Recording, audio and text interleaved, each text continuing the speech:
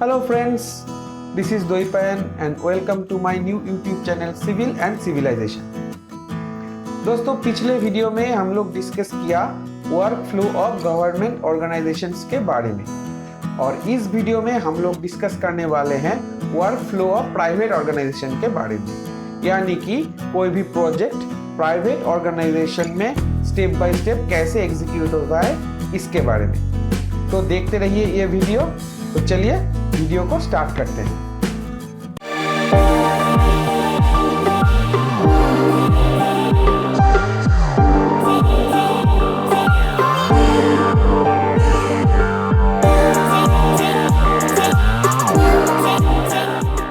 What are the main stages of construction of projects? Number 1, the concept of a project. Number 2, design. Number 3, tendering. Number 4, pre-construction stage. Number 5, procurement stage. Number 6, construction stage. Number 7, post-construction stage. Step 1, the concept of the project. एक project का conception या overall idea शुरू होता है उस project की client से। कोई भी प्रोजेक्ट क्लाइंट की सोच या सपना कहलाती है। कंस्ट्रक्शन में क्लाइंट डायरेक्टली या इनडायरेक्टली कोई प्रोजेक्ट की रिक्वायरमेंट्स डिसाइड करता है, जैसे कि रेजिडेंशियल प्रोजेक्ट्स में building, township, non residential projects में hospitals, schools, roads, bridges, dams और इंडस्ट्रियल प्रोजेक्ट्स में steel plants, aluminium plants, power plants, sewage treatment plants, water and waste water treatment plants etcetera. कोई project का funding की जिम्मेदारी भी client की होती है, इसीलिए क्लाइंट को हम एम्प्लॉयर भी बोलते हैं। Main requirements of the project decide करने के बाद क्लाइंट उसकी लोकेशन डिसाइड करते हैं। इसी के साथ साथ प्रोजेक्ट में यूज़ होने वाले स्टैंडर्ड्स एंड स्पेसिफिकेशन का भी फाइनलाइज किया जाता है। आखिर में टोटल प्रोजेक्ट का अप्रॉक्सीमेट टाइम लिमिट डिसाइड किया जाता है। इस स्टेप में कोई भी कंस्ट्रक्शन वर्कर्स का इन्वॉल्वमेंट नहीं होता है, सिर्फ ओनर या क्लाइंट और उसकी मैनेजमेंट टीम का इन्वॉल्वमेंट रहता है। Step 2, design and drawings. एक बार प्रोजेक्ट का कंसेप्शन या परियोजना और टाइम स्पैन डिसाइड होने के बाद सेकेंड स्टेप होता है डिज़ाइन का। कोई भी बड़ा प्रोजेक्ट का डिज़ाइन एंड ड्राइंग्स तैयार करने के लिए टेंडरिंग प्रोसेस के थ्रू आर्किटेक्ट्स को सिलेक्ट किया जाता है। ये अभी भी एक प्रारंभिक चरण है, जिसका मतलब है कि इस चरण पे कुछ भी गारंटीड या फाइनलाइज्ड नहीं है। डिज़ाइन टीम का इंचार्ज या लीडर होता है आर्किटेक्ट। क्लाइंट और आर्किटेक्ट बैठ के प्रोजेक्ट और डिज़ाइन के बारे में बातचीत करते हैं।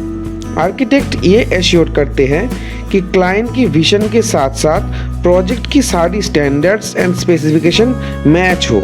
नॉर्मली डिज़ाइन स्टेज में 3 स्टेप्स फॉलो किया जाता है, जो कि है number 1, programming feasibility, number 2, schematic design और नंबर 3, डिज़ाइन डेवलपमेंट।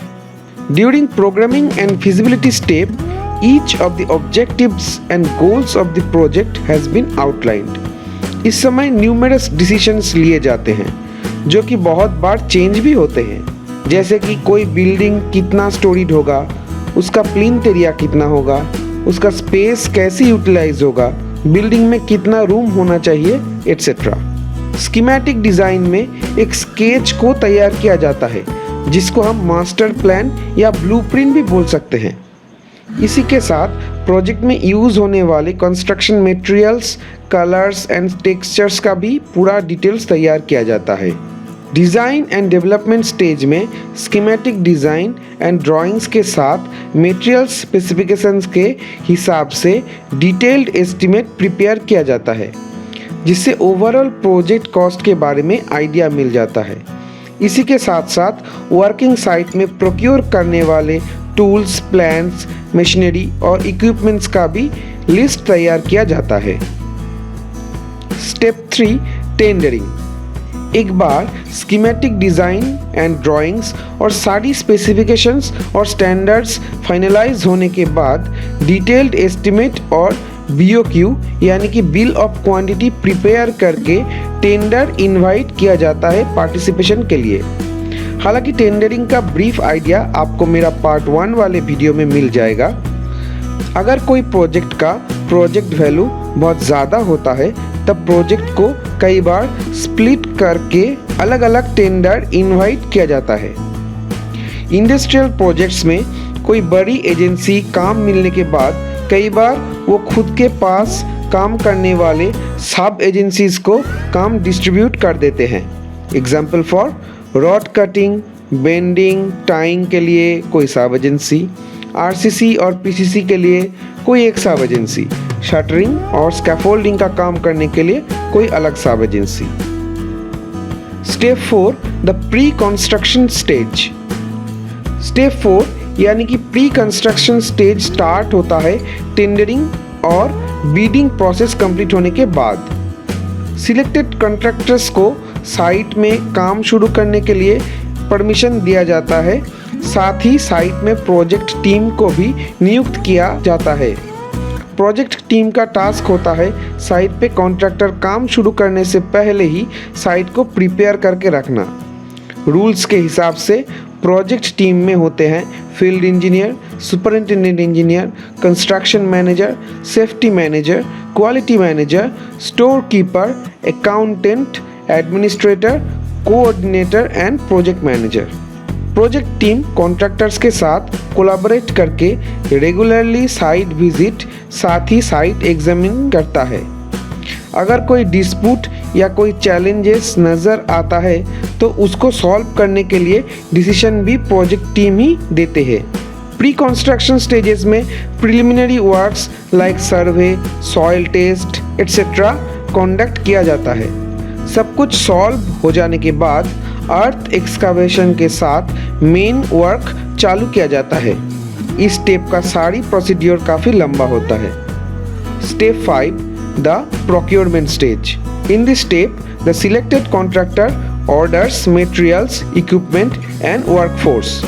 प्रोजेक्ट का इस स्टेज जनरली पिछले स्टेज से लेस चैलेंजिंग होता है, डिपेंडिंग अपॉन प्रोजेक्ट कितना बड़ा है और रिसोर्सेज का अवेलेबिलिटी कितना है। यहाँ पे क्लाइंट की ओर से टर्म्स एंड कंडीशंस होता है कि सप्लाई ऑफ मटेरियल्स क्लाइंट करेगा या कॉन्ट्रैक्टर करेगा। बड़ी प्रोजेक्ट्स में बड़ी कंपनीज का खुद की प्रोक्योरमेंट डिपार्टमेंट होती है और मटेरियल स्टोर भी रहता है। ये कंपनी साइमल्टेनियसली मटेरियल्स प्रोक्योरमेंट और साइट पे लेबर डिप्लॉयमेंट कर सकता है। ये प्रोसेस छोटी प्रोजेक्ट्स के लिए डिफर कर सकता है। कई बार जब कॉन्ट्रैक्टर्स उसका काम कंप्लीट करने के लिए सब कॉन्ट्रैक्टर्स को इनवाइट करता है तब मटेरियल प्रोक्योरमेंट एंड यूजेज का पूरी जिम्मेदारी सब कॉन्ट्रैक्टर्स को दे दिया जाता है।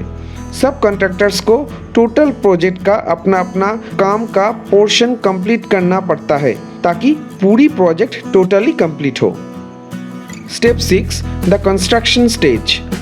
कंस्ट्रक्शन वर्क शुरू करने से पहले प्रोजेक्ट टीम, कॉन्ट्रैक्टर और क्लाइंट की एक मीटिंग या ग्रुप डिस्कशन होता है जिसमें दोनों तरफ से अपना अपना रिक्वायरमेंट्स और प्रॉब्लम्स को लेके डिस्कशन होता है।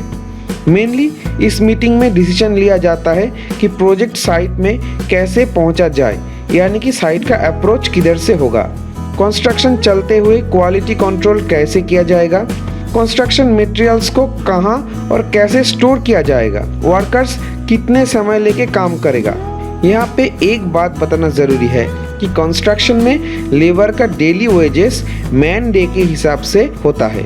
1 man day is equal to 8 hours of a day. Contractors को सारे ड्राइंग्स और रिक्वायर्ड डॉक्यूमेंट्स प्रोवाइड किया जाता है।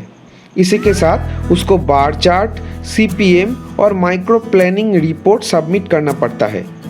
माइक्रो प्लानिंग या डे टू डे प्लानिंग बहुत इम्पोर्टेंट होता है क्योंकि प्लानिंग अगर सक्सेसफुल ना रहा तो प्रोजेक्ट में अननेसेसरी डिले और बजट का ओवरफ्लो हो सकता है।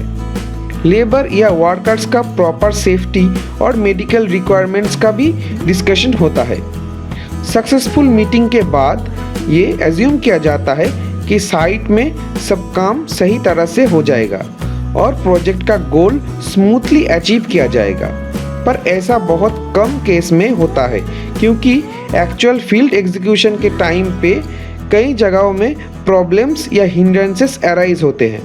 कई जगहों पे कई मिस्टेक्स भी होते हैं।